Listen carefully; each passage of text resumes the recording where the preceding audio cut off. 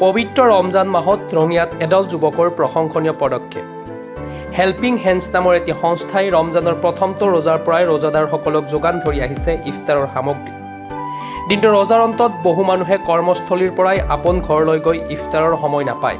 তেনে লোকৰ বাবেই ৰঙিয়া ৰেল ষ্টেচনৰ সমীপৰ ষ্টেচন জামে মছজিদৰ সন্মুখত যোগান ধৰিছে ইফতাৰৰ সামগ্ৰী।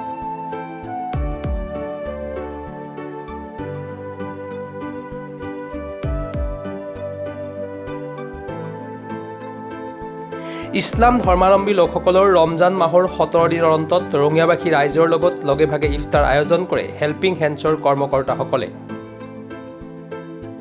আমাৰ এইটো আজি 17 নম্বৰ দিন, ছেম কাৰ্যসূচীয়ে আমাৰ যিটো ফ্ৰী ইফতাৰ ভিতৰত আমাৰ সেইটোৱে চলি আছে।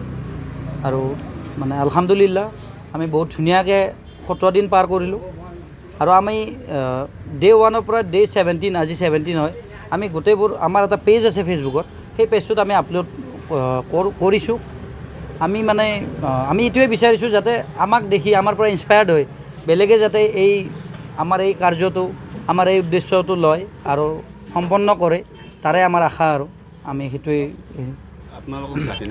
নিশ্চয় কৰিছে। গোটেই সকলো ধৰ্মাৱলম্বী লোকেই আমাক সহায় কৰিছে। আৰু ইফতাৰ বুলি ক'লে ৰোজাদাৰক অকল নহয়, আমি সকলোকে দিছোঁ, দুখীয়া হওক কিবা হওক, সকলো ধৰ্মাৱলম্বী লোককে দিছোঁ। প্ৰথম ৰমজানৰ পৰাই এনেদৰে যোগান ধৰি আহিছে ৰোজাদাৰসকলক ইফতাৰৰ সামগ্ৰী। ইফালে বহু দৰিদ্ৰ পৰিয়ালে দিনটো ৰোজাৰ অন্তত এসাঁজ অন্নৰ কাৰণে চিন্তা কৰিব লগা হয়। তেনে লোকৰ বাবেও বিতৰণ কৰি আহিছে এসাঁজ সুস্বাদু আহাৰ।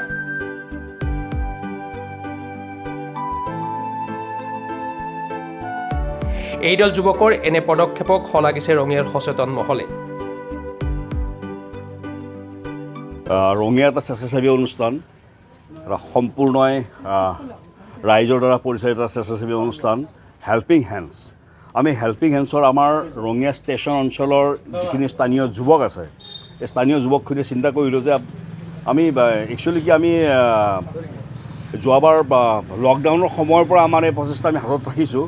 আমি দুৰ্গতসকলক আমি সেই সময়ত সহায় কৰিছিলোঁ।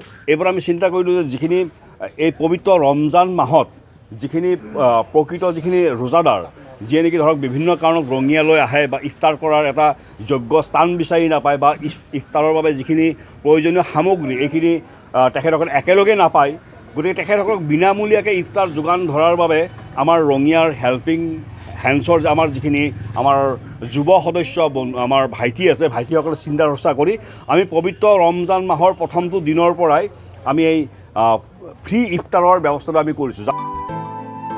ৰঙিয়াৰ পৰা ৰঞ্জন কলিতা ৰিপৰ্ট, প্ৰাতঃ টাইম ডিজিটেল।